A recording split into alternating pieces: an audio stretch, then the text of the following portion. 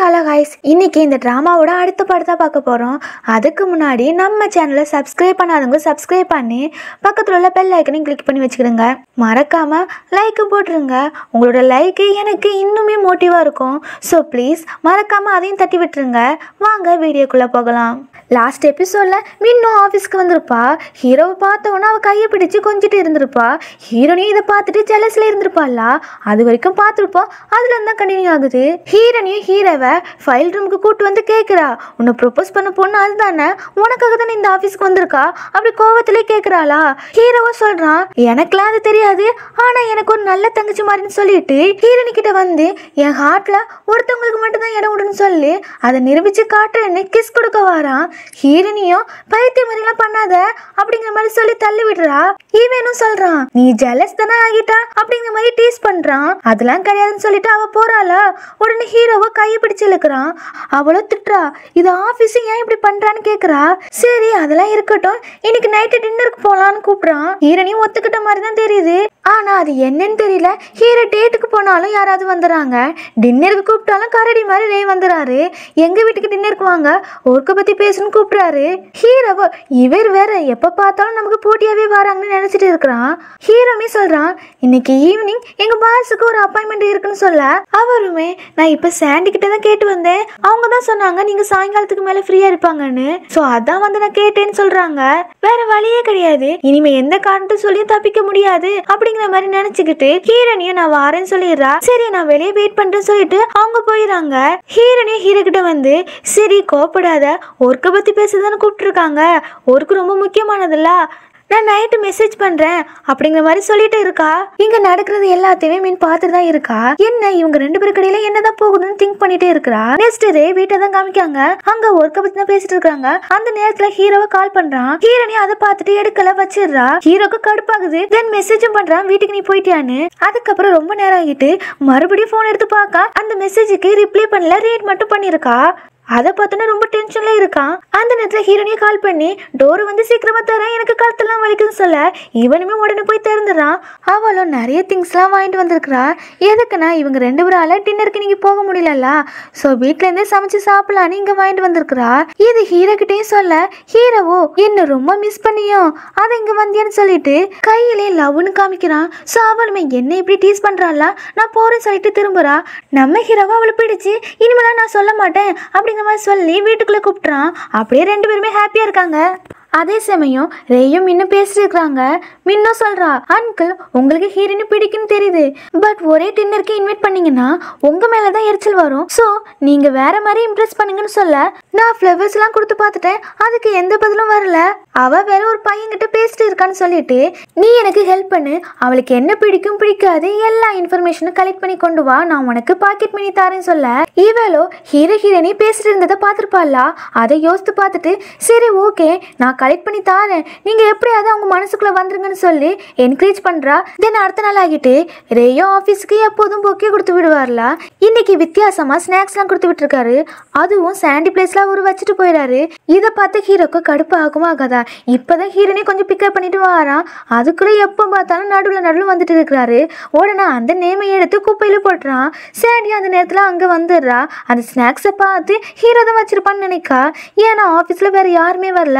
So இவருமே ஐயோ ஹீரோக்கு நம்ம மேல இன்ட்ரெஸ்ட் வந்துட்டு அப்படிங்கிற மாதிரி நினைச்சு சிரிச்சுட்டு இருக்கிறா. நெக்ஸ்ட் மீட்டிங் நடக்குது. இவங்களுக்கு ஏதோ ஒரு புது ப்ராஜெக்ட் அவங்க கிளைண்ட் கொடுத்துருப்பாங்க போல. இது எல்லாத்தையும் இவங்க கிட்ட சொல்லிட்டு நீங்க எல்லாரும் உங்களோட பெஸ்ட்டை கொடுங்க, தென் இண்டனா இருப்பீங்கல்ல அவங்க இவங்களுக்கு ஹெல்ப் பண்ணி கொடுங்கன்னு சொல்றா. அப்படியே மீட்டிங் முடிஞ்சிருது. ஹீரோனி கிட்ட வந்து ஹீரோவோ அவுட்டிங் போயிட்டு வரலாம்னு கூப்பிடுறான். முடியாது ஒர்க் நிறைய இருக்குன்னு சொல்லிட்டு போயிடுறா. தென் ஹீரோவோ யாருக்கும் கால் பண்ணி பேசுறான், எனக்கு ஒரு ஃபேவர் பண்ணுங்கன்னு. ஆனா என்ன பேசுனா என்ன கேட்டா ஒண்ணுமே தெரியாது. இந்த ப்ராஜெக்ட்கான டீட்டெயில் தான் கலெக்ட் பண்ணி தர சொல்லிருப்பானா இருக்கும் அப்படிங்கிற மாதிரி நான் நினைக்கிறேன், சரியா தெரியல. அப்படியே நைட்டும் ஆகிருது. தம்பிக்காரனும் ஹீரோனி டோரை தட்டிட்டே இருக்கிறான். ஹீரோனி ஃபேஸ் மாஸ்க் போட்டிருப்பா போல, அப்படியே வந்து திறக்கிறாளா. இவனும் அதை பார்த்து பயந்துடுறான். அதுக்கப்புறம் ஹீரோனி பர்மிஷன் இல்லாமையே அவ ரூமுக்குள்ள ஓடி போய் உட்காந்துடுறான். ஹீரோனியும் திட்டுறா. உடனே இவனுமே சொல்ல ஆரம்பிக்கிறான், நீ டேட் பண்ற பையனை நான் கண்டுபிடிச்சிட்டேன்னு சொல்ல இவளோ சமய பயப்படுறா. எப்படி இவன் கண்டுபிடிச்சான்னு யோசிக்கிறா.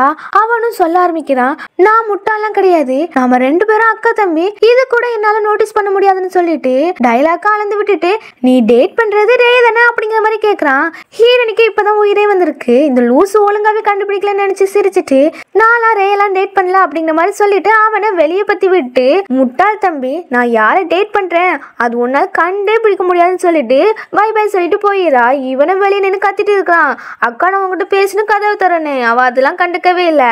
நெக்ஸ்ட் ஹீரோவோ ஹீரோனி கேபினுக்கு வந்துடுறான். இந்த ப்ராஜெக்ட் ஒர்க்லாம் போகுதுல, அதுக்காக நிறைய டிசைன்லாம் கலெக்ட் பண்ணி பென்ட்ரைவ்ல போட்டு கொண்டு வந்திருக்கிறான். அது ஹீரோனி கிட்டமே கொடுத்துட்டு வெளியே அவுட்டிங் போவோம் வாங்கன்னு கூப்பிட்றான். நான்லாம் வர முடியாது, எனக்கு ப்ராஜெக்ட் ஒர்க்லாம் பெண்டிங்ல இருக்குன்னு சொல்ல நான் தான் ஐடியா தரேன்ல, வேற என்ன, அதுவும் நீங்க இந்த ரூமுக்குள்ளே உட்காந்து லேப்டாப்பை பார்த்துட்டு இருந்தீங்கன்னா ஒரு ஐடியாவும் உங்களுக்கு தோணாது, வெளியே வாங்க அப்படிங்கிற மாதிரி கூப்பிட்டு எப்படியோ ஹீரோனியை ஒத்துக்க வச்சுட்டான். தென் 2 பேருமே ஆட்டோல ஜாலியா போட்டோ எடுத்து பேசிட்டு போறாங்க. அப்படியே அவங்க வர இடத்துக்குமே வந்துடுறாங்க. அந்த இடத்த பார்க்க அவ்வளோ அழகா இருக்கு. செவத்துல பெயிண்ட்லாம் பண்ணி வச்சிருக்காங்க, அது ரொம்ப அழகா இருக்கா. உடனே அதுல நின்று 2 பேருமே போட்டோ எடுத்துக்கிறாங்க. அதை சோசியல் மீடியாலாம் அப்லோட் பண்ணிடுறாங்க. அதுக்கப்புறம் ஒரு பழைய வீட்டுக்கு போறாங்க. அவங்க உள்ள டிசைன் ஒர்க் எல்லாம் பார்த்துட்டு இருக்காங்க. பழசா இருந்தாலும் இது நல்லா இருக்கேன்னு தான் பார்த்துட்டு இருக்காங்க. தென் அப்படியே சாமி கும்பிட்டு ஒரு பிளேஸ்ல போய் உட்காராங்க. அங்க இருக்கிற பில்டிங் எல்லாம் பார்த்து டிசைன் ஒர்க்கை பத்தி தான் பேசுறாங்க. ஹீரோவோ சொல்றான், இங்க கிடைக்கிற கொஞ்சம் ஐடியாலாம் ப்ராஜெக்ட்ல ஆட் பண்ணணும்னு சொல்லிட்டு இந்த பில்டிங்கை பத்தி எக்ஸ்பிளைன் பண்ணி முடிச்சுட்டு, உனக்கு இந்த ரிலேஷன்ஷிப்ல இருக்க டைம் எடுக்கும், நீ எப்பனாலும் உன்னோட முடிவை சொல்லு, அது எதுவா இருந்தாலும் நான் ஏத்துக்கிடுவேன்னு சொல்ல ஹீரோனியும் சிரிச்சுட்டு இருக்கிறா. அப்படியே அவங்களுடைய ஹாப்பி மூமெண்ட்டும் போகுது. நெக்ஸ்ட் கட் பண்ணா அடுத்த நாள் ஆபீஸ்ல அந்த ப்ராஜெக்ட் பத்தி தான் பேசுறாங்க. ஹீரோவோ நிறைய டிசைனை பென்ட்ரைவ்ல காப்பி பண்ணி ஹீரோனி கிட்ட கொடுத்துருப்பான்ல, அதை ஹீரோனியும் போட்டோ எடுத்து இவங்க கிட்ட காமிச்சிட்டு இருக்கிறா. அவங்களும் அதை பார்த்துட்டு இருக்காங்க. சாமுமே அதை பார்த்துட்டு இந்த டிசைன்லாம் நல்லா இருக்கு, இந்த ஐடியா யார் தந்தான்னு கேட்குறான். உடனே ஹீரோனியும் எல்லா கிரெடிட்டும் ஹீரோக்கு தான் சொல்ல எல்லாரும் அவனை பாராட்டுறாங்க. அதுக்கப்புறம் இந்த ப்ராஜெக்டை இன்னைக்கு நைட்டுக்குள்ள முடிச்சாகணும் போல. ஸோ எல்லாருமே அவ்வளோத்துக்குள்ள சூப்பராக வேலை பார்த்துட்டு இருக்கிறாங்க. ஒவ்வொருத்தரும் பார்த்தா அவ்வளோ ஹார்ட் ஒர்க் பண்ணிட்டு இருக்காங்க. யார்கிட்டையும் பேசல, அவங்க இந்த ஒர்க்கை பற்றி தான் பேசிட்டு சூப்பராக வேலை பார்த்துட்டு இருக்கிறாங்க. தென் நைட்டும் ஆகிட்டு கொஞ்சம் பேரா வீட்டுக்கு போறாங்க. அதுக்கப்புறம் நம்ம ஹீரோ ஹீரோனி சாம் தான் இருந்து ஒர்க் பார்த்துட்டு இருக்காங்க. ஹீரோமே சைக்கிள் கேப்ல ஹீரோனியை கொஞ்சம் சைட்டும் அடிச்சுக்கிறான். அப்படியே அவங்களும் ப்ராஜெக்ட் எல்லாம் முடிச்சிடறாங்க போல. தென் அடுத்த நாள் யூனிவர்சிட்டியில தம்பிக்காரன் தான் காமிக்காங்க. அவனும் புலம்பிட்டு இருக்கான், அக்காரே டேட் பண்ணலன்னா வேற யாரா இருக்கும் அப்படி டென்ஷன்லயே புலம்பிட்டு இருக்கும் போது அந்த பிளேஸுக்கும் மின்னோட ஃப்ரெண்டு 2 பேர் இருக்காங்கல்ல, அவங்களும் ப்ராஜெக்ட் சப்மிட் பண்ண வந்திருக்காங்க. இவனும் மின்ன பத்தி அவங்க கிட்ட கேட்கறான். அதான் அவங்க மூலமா ஒரு விஷயம் தெரிய வருது இவனுக்கு, ரேயோட அக்கா பொண்ணு தான் மின்னு. ஸோ இவனுமே சொன்னதுக்கு தேங்க்ஸ், உங்க கிளாஸுக்கு போங்கன்னு அனுப்பிவிட்டு புலம்புறான்.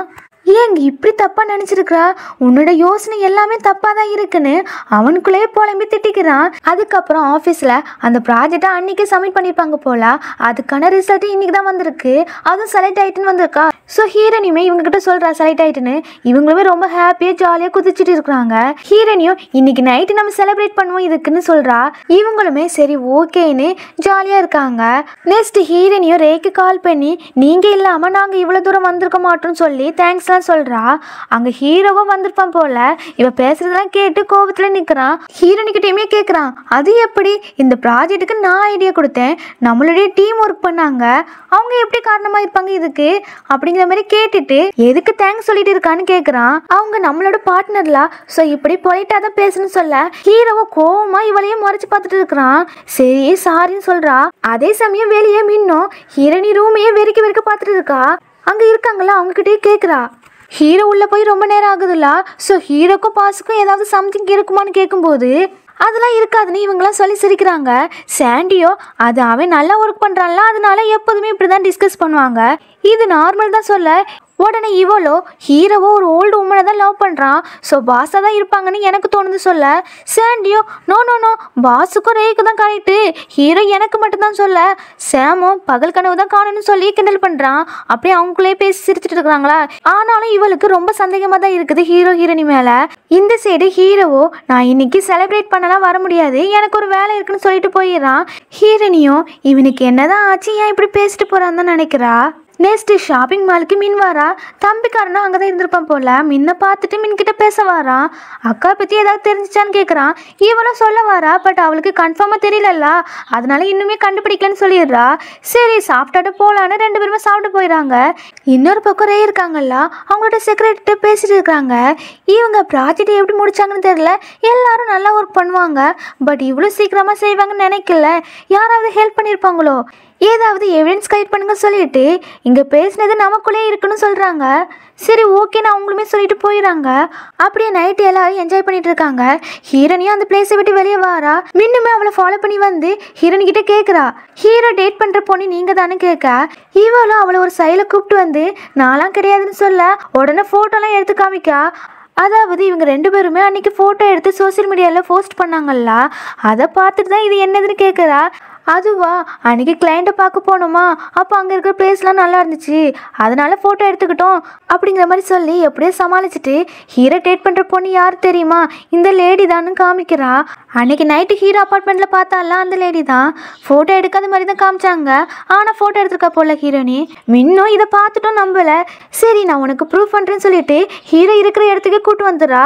அவனும் அந்த லேடி கூட தான் ஷாப்பிங் மாலுக்கே வந்திருக்கிறான். அதுவும் அவங்க ஒரு சென்ட் அடிச்சுட்டு எப்படி வாசனை வருது பாருன்னு சொல்கிறாங்க. உடனே இவனுமே பார்க்குறானா. இவங்களுக்கு இங்கேருந்து இதை பார்க்கும்போது கிஸ் தான் கொடுக்க போகிற மாதிரி தெரியுது. உடனே மின்னுக்கு கோவம் வந்து அங்கே போய் என்னதான் நடக்குதுன்னு கேட்குறா. ஹீரோனியை பின்னாடியே வந்து சமாளிக்கிறா. நாங்கள் ஆஃபீஸ்க்கு திங்ஸ் தான் வாங்க வந்தோம், உங்கள் 2 பேர்த்தையும் டிஸ்டர்ப் பண்ணதுக்கு சாரி அப்படி சொல்லிட்டு நான் தான் இவனோட பாஸ்ன்னு சொல்ல, ஓ நீங்கள் தான் அந்த பாஸா, உங்களை பற்றி தான் அடிக்கடி சொல்லுவான்னு சொல்லிட்டு நான் இவனோட ஸ்டெப் மதர்ன்னு சொல்கிறாங்க. இவளுக்கு அடுத்து என்ன பிரச்சனை தெரியல. ஐயோ தப்பாக சந்தேகப்பட்டு வந்துட்டோம்னு ஹீரோவை பார்த்துட்டே இருக்க. இதோட இந்த எபிசோட் முடியுது. அடுத்த எபிசோடில் பாப்போம். Bye bye.